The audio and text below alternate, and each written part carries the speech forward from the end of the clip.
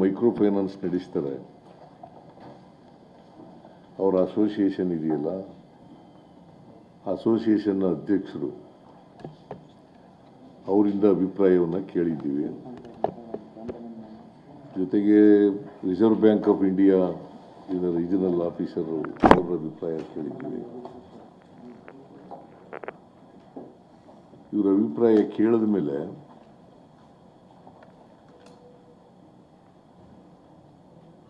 ಯಾರೂ ಕೂಡ ಸಾಲ ಕೊಡಬೇಡಿ ಅಂತ ನಾವು ಹೇಳಲ್ಲ, ವಸೂಲು ಮಾಡಬೇಡಿ ಅಂತ ಹೇಳಲ್ಲ. ಆದರೆ ವಸೂಲು ಮಾಡುವಾಗ ಕಿರುಕುಳ ಕೊಡಬಾರ್ದು, ಯಾರಿಗೂ ಎರಾಶ್ ಮಾಡಬಾರ್ದು.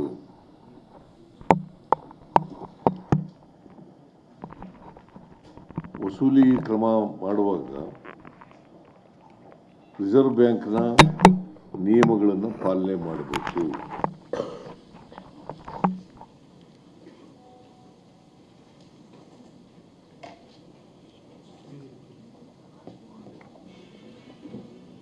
ಕಾನೂನು ಏನು ಹೇಳ್ತದೆ ಅದಕ್ಕಿಂತ ಹೆಚ್ಚಾಗಿ ಬಡ್ಡಿಯನ್ನು ವಸೂಲು ಮಾಡಬಾರ್ದು.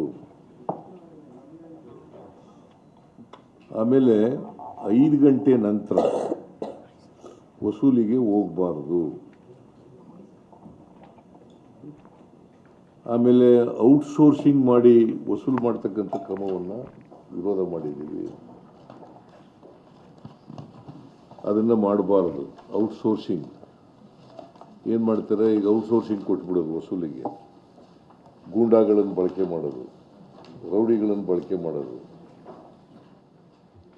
ಅದನ್ನು ಮಾಡಬಾರದು.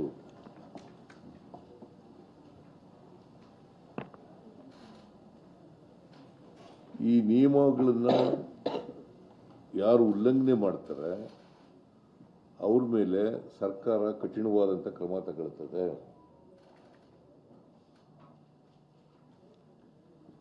ಜೊತೆಗೆ ಇವತ್ತು ಮೈಕ್ರೋ ಫೈನಾನ್ಸಿಂಗ್ ಇನ್ಸ್ಟಿಟ್ಯೂಷನ್ಗಳಿರ್ಬೋದು, ಮನಿ ಲೆಂಡರ್ಸ್ ಆಗ್ತಿರ್ಬೋದು, ಪಾನ್ ಬ್ರೋಕರ್ಸ್ ಆಗ್ತಿರ್ಬೋದು, ಅಥವಾ ಎಕ್ಸಾರ್ಬಿಟೆಂಟ್ ಇಂಟ್ರೆಸ್ಟ್ ವಸೂಲು ಮಾಡ್ತಕ್ಕಂಥ ಕಾನೂನು ಇರ್ಬೋದು. ಈ ಕಾನೂನುಗಳನ್ನು ಉಲ್ಲಂಘನೆ ಮಾಡಿದ್ರೆ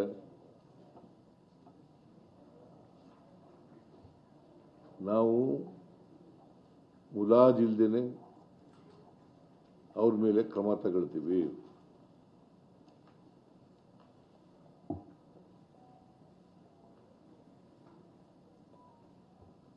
ಸೊ ಆ ಎಚ್ಚರಿಕೆಯನ್ನು ವಾರ್ನಿಂಗ್ ಮಾಡಿದ್ದೀನಿ ನಾನು. ಆ ಎಚ್ಚರಿಕೆಯನ್ನು ನಬಾರ್ಡ್ನವರಿಗೆ, ಮೈಕ್ರೋ ಫೈನಾನ್ಸ್ ಇನ್ಸ್ಟಿಟ್ಯೂಷನ್ನವರಿಗೆ ಮತ್ತು ಬೇರೆ ಮನಿ ಲೆಂಡಿಂಗ್ ಇನ್ಸ್ಟಿಟ್ಯೂಷನ್ಸ್ಗಳಿದ್ದಾವಲ್ಲ ಇವ್ರಿಗೆಲ್ಲ ಕೊಡ್ತಕ್ಕಂಥದ್ದನ್ನು ಮಾಡಿದ್ದೀವಿ.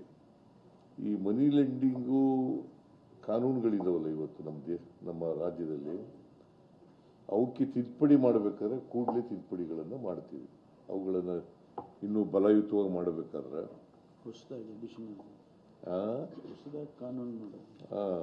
ಮಾಡ್ತೀವಿ. ಜೊತೆಗೆ ಒಂದು ಹೊಸ ಕಾನೂನನ್ನು ಮಾಡ್ತೀವಿ.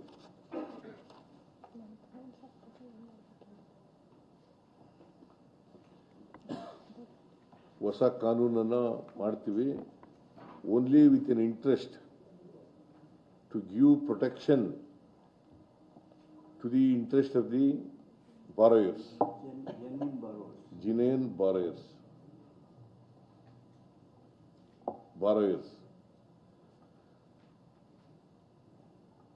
ಮತ್ತೆ ಲೈಸೆನ್ಸ್ ಇಲ್ಲದೇನೆ ಯಾರು ಕೂಡ ಮನಿ ಲೆಂಡಿಂಗ್ ಮಾಡಕೂಡದು.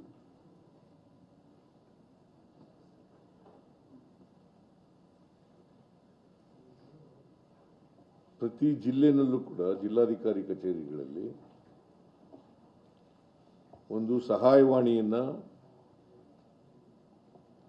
ತೆರೀತಕ್ಕಂಥ ಕೆಲಸವನ್ನು ಮಾಡಬೇಕು ಅಂತ ಹೇಳಿದ್ದೀವಿ. ಅಲ್ಲಿ ದೂರುಗಳನ್ನು ಕೊಡಬಹುದು.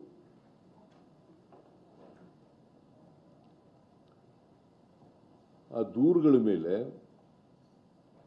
ಪೊಲೀಸ್ನವರು ದೂರುಗಳನ್ನು ಕೊಟ್ಟರೆ ಅಥವಾ ಸುವೋಮೋಟೋ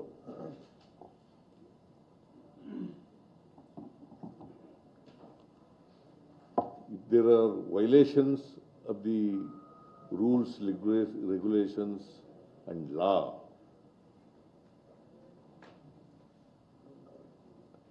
ಅಂತ ಕಡೆ ಸುವೋಮೋಟೋ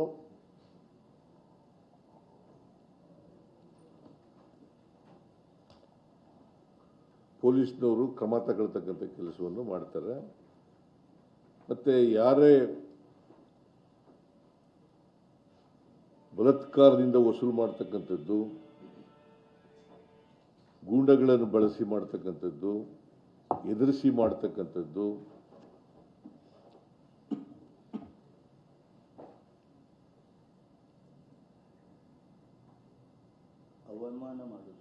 ಅವಮಾನ ಮಾಡ್ತಕ್ಕಂಥದ್ದು, ಅಗೌರವ ಮಾಡ್ತಕ್ಕಂಥದ್ದು,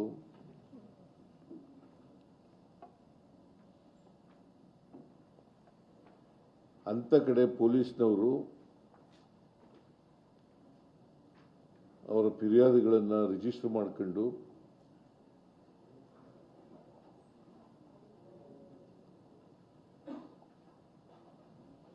ಕಾನೂನು ರೀತಿಯ ಕ್ರಮ ತಗೊಳ್ತಕ್ಕಂಥ ಕೆಲಸವನ್ನು ಪೊಲೀಸ್ನವರು ಮಾಡಬೇಕು ಅಂತೇಳಿ ತೀರ್ಮಾನ ಮಾಡಿದ್ದೀವಿ. ಮತ್ತೆ ನಾವೇನು ಹೊಸ ಕಾನೂನು ಮಾಡಬೇಕು ಅಂತ ಮಾಡಿದ್ದೀವಿ, ಆ ಕಾನೂನನ್ನು ಕೂಡಲೇ ಮಾಡ್ತೀವಿ. ಅದನ್ನು ಲಾ ಡಿಪಾರ್ಟ್ಮೆಂಟ್ನವರು, ರೆವಿನ್ಯೂ ಡಿಪಾರ್ಟ್ಮೆಂಟು, ಫೈನಾನ್ಸ್ ಡಿಪಾರ್ಟ್ಮೆಂಟು ಮತ್ತು ಹೋಮ್ ಡಿಪಾರ್ಟ್ಮೆಂಟ್ ಚರ್ಚೆ ಮಾಡಿ, ಬೇರೆ ರಾಜ್ಯಗಳಲ್ಲಿ ಈಗ ಆಂಧ್ರ ಪ್ರದೇಶದಲ್ಲೂ ಕೂಡ ಕಾನೂನು ಮಾಡಿದ್ದಾರೆ. ಆ ಕಾನೂನುಗಳನ್ನು ಕೂಡ ನೋಡಿ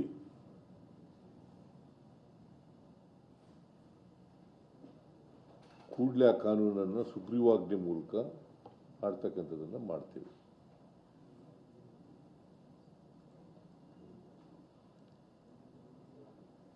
ಕೇಂದ್ರ ಸರ್ಕಾರಕ್ಕೂ ಒತ್ತಾಯ ಮಾಡ್ತೀವಿ. ಆಮೇಲೆ ಕೇಂದ್ರ ಸರ್ಕಾರಕ್ಕೂ ಕೂಡ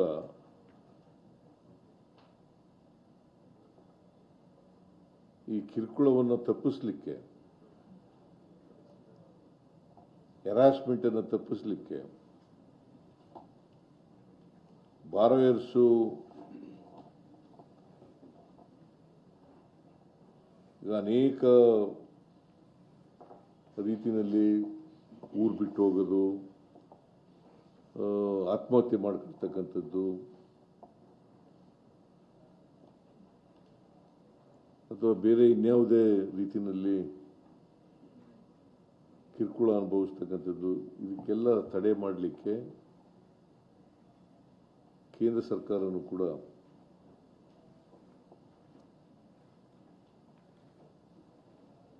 ಕಾನೂನನ್ನು ಮಾಡಬೇಕು ಅಂತೇಳಿ ಒತ್ತಾಯವನ್ನು ಮಾಡ್ತೀವಿ.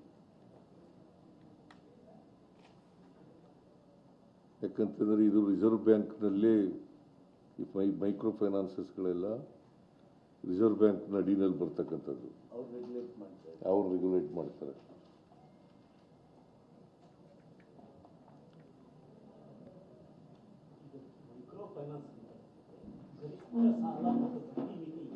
ಎಲ್ಲ ಅದು ಈಗ ನಾನು ಒಂದು ಇಲಸ್ಟ್ರೇಷನ್ ನೋಡಿದೆ. ಆ ಇಲಸ್ಟ್ರೇಷನಲ್ಲಿ 17.07%ಗಿಂತ ಜಾಸ್ತಿ ಬಡ್ಡಿ ವಸೂಲು ಮಾಡಬಾರ್ದು ಅಂತ ಇದೆ. ಒಂದು ಇಲಸ್ಟ್ರೇಷನ್ ಅಂದರೆ 20,000 ರೂಪಾಯಿ ಸಾಲ ಕೊಟ್ಟರೆ ಅದು ಏನಾಗುತ್ತೆ, ಕೆಲವು ಎಕ್ಸಾರ್ಬಿಟೆಂಟ್ ಆಗಿ 21%, 24%, 29%, 28% ಈ ಥರ ಮಾಡ್ತಾ ಇದ್ದಾರೆ. ಅದರ ನಿಯಂತ್ರಣ ಇಲ್ಲ.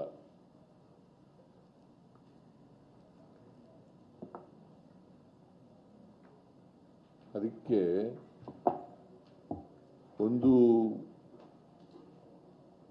ಈ ಮೈಕ್ರೋ ಫೈನಾನ್ಸಸ್ಗಳು ಈಗ ರಿಸರ್ವ್ ಬ್ಯಾಂಕ್ನವರೇ ಅಲೋ ಮಾಡಿಬಿಟ್ಟಿದ್ದಾರೆ. 17.07% ಬಡ್ಡಿ ವಸೂಲು ಮಾಡ್ಬೋದು ಅಂತ. ಆದರೆ ಅದಕ್ಕಿಂತ ಹೆಚ್ಚು ಮಾಡ್ತಾ ಇದ್ದಾರೆ. ಮತ್ತು ಒಬ್ಬರಿಗೆ, ಒಂದು ಕುಟುಂಬಕ್ಕೆ 3 ಸಾಲಗಳಿಗಿಂತ ಜಾಸ್ತಿ ಕೊಡಬಾರ್ದು ಅಂತ ಇದೆ. ಇವರು 4, 5, 6 ಹಿಂಗೆಲ್ಲ ಕೊಟ್ಬಿಡ್ತಾರೆ. ಅವರ ಆದಾಯ ಗಮನದಲ್ಲಿ ಇಟ್ಕೊಂಡು ಕೊಡ್ತಕ್ಕಂಥ ಕೆಲಸವನ್ನು ಮಾಡ್ತಾರೆ. ಸೊ ಇದಕ್ಕೆಲ್ಲ ರೆಗ್ಯುಲೇಟ್ ಮಾಡತಕ್ಕಂಥ ಕೆಲಸವನ್ನು ಮಾಡಬೇಕು, ಅದಕ್ಕೆ ಕಾನೂನು ಮಾಡಬೇಕು ಅಂತ ಒತ್ತಾಯ ಮಾಡ್ತಾ ಇದ್ದೀವಿ ಅಂತ ಹೇಳಿ ಮಾಡ್ತಕ್ಕಂಥದ್ದು. ಒಟ್ಟಾರೆಯಾಗಿ ಅವ್ರಿಗೆ ವಾರ್ನಿಂಗ್ ಕೊಟ್ಟಿದ್ದೀನಿ. ಇವೇನಾದರೂ ವೈಲೇಟ್ ಆಗಿ ನೀವು ಮೈಕ್ರೋ ಫೈನಾನ್ಸಸ್ಸು ಮತ್ತು ರಿಸರ್ವ್ ಬ್ಯಾಂಕ್ನವರು ಅವ್ರು ರೆಗ್ಯುಲೇಟ್ ಮಾಡದೆ ಹೋದರೆ the state government will step in.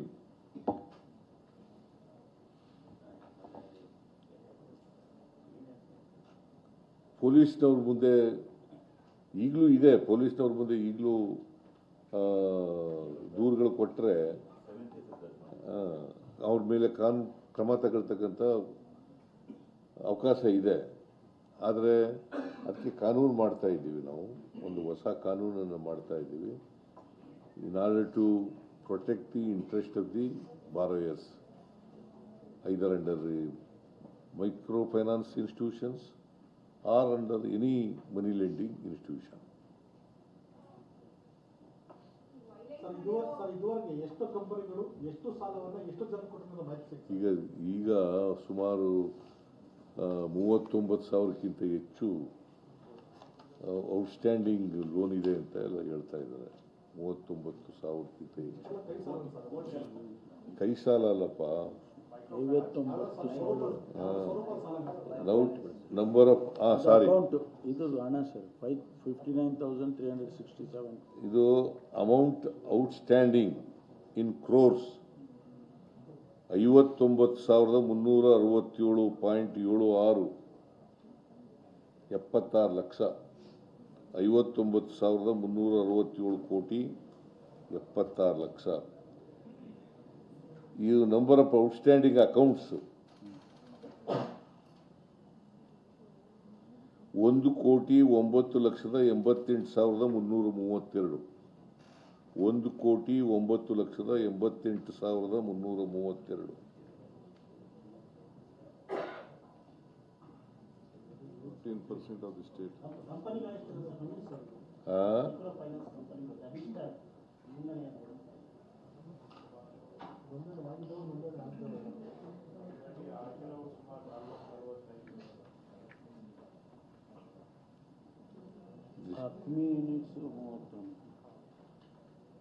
Number of branches 3,090.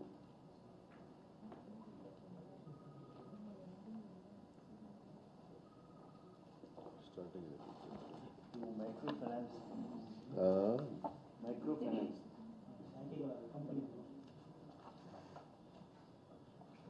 ಕಂಪನಿಗಳು ಎಷ್ಟಿದ್ದಾವೆ?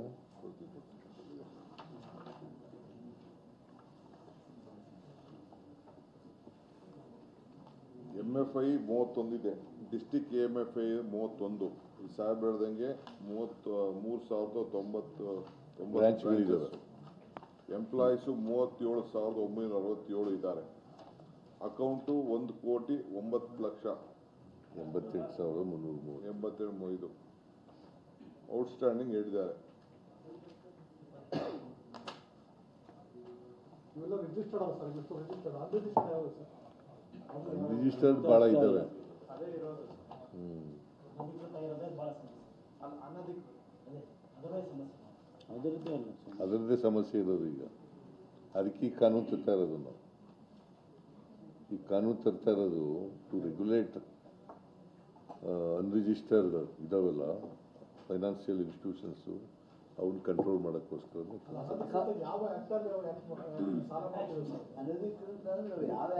ಯಾವ ಆಕ್ಟಿವ್ ಇಲ್ಲಪ್ಪ ಅದಕ್ಕೆ. ನೀವು ಕೇಳ್ತಿರಲ್ಲ, ಏನು ಕೇಳೋದು ಇನ್ಫಾರ್ಮೇಶನ್ ಇಲ್ಲದೆ ತಕ್ಷಣ ಒಂದೇನೋ ಅಂತ ಕೇಳ್ತಿರಲ್ಲ. ಹೌದು, ಕ್ರಿಮಿನಲ್ ಕೇಸ್ ಹಾಕಕ್ಕೆ ಹೇಳಿದ್ವಿ.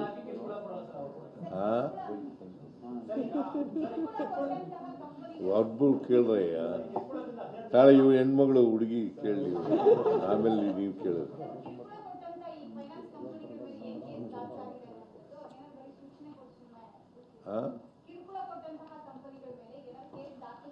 ಹೌದಪ್ಪ ಕಂಪ್ನಿ ದೂರು ಕೊಟ್ಟರೆ ಅವ್ರ ಮೇಲೆಲ್ಲ ಕ್ರಮ ತಗೋತೀವಿ. ಈಗ